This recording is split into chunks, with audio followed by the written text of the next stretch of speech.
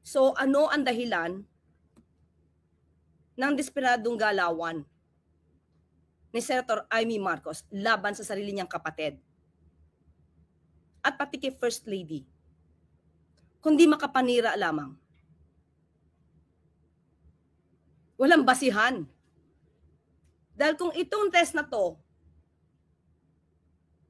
na siyang kinumpirma ng St. Luke's na negative ang Pangulo pagdating sa drug test, bakit hindi siya tumutol noon? Alam natin kung anong motibo niya. Dahil ba maaari ng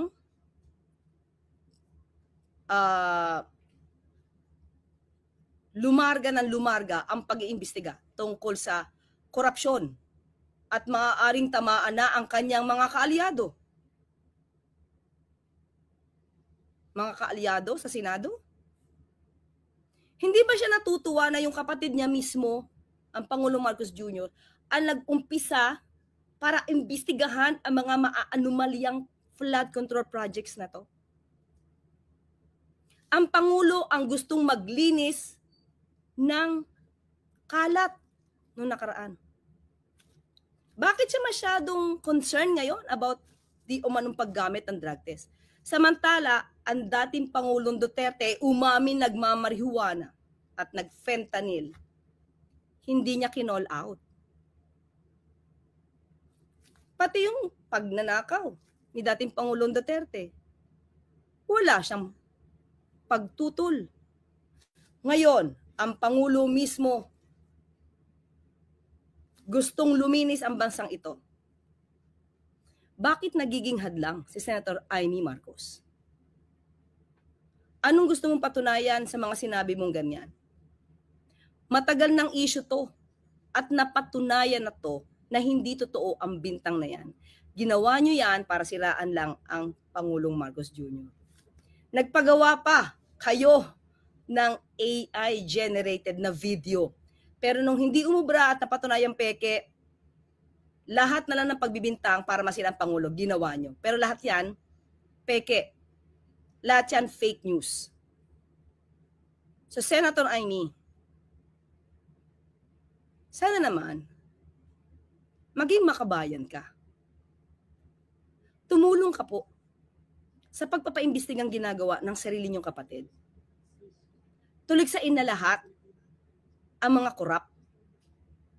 Huwag niyo pong kampihan. Huwag niyong itago. Hayaan natin magtrabaho ang Pangulong Marcos Jr.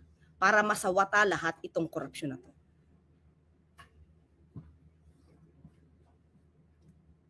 Napanood niyo na po ba yung sinabi niya? Ito po, papakita ko po sa inyo.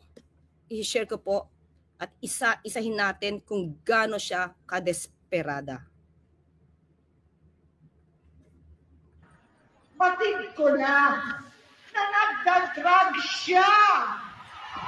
Diba? Batid mo?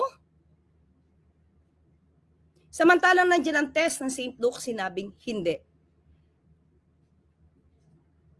So muli mga ka-clear, alam nyo yan. So alam natin to. Nakita natin. Medical certificate. Hospital na nagpatunay na lahat ng binibintang na yan ay walang katotohanan.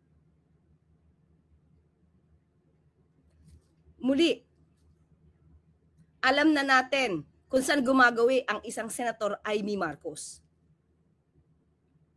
Umpisa pa lang mga ka-clear. Umpisa pa lang noong January 2024. Yung first Maisog Rally, kasama niya ang Vice Presidente.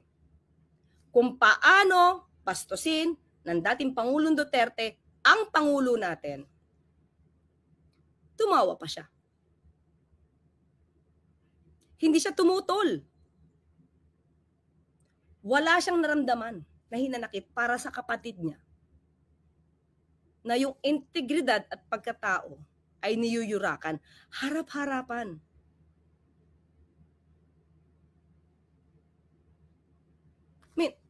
Ito na lang mga ka-clear. Anong klaseng kapatid si Senator Amy? Anong klasing Pilipino si Senator Amy?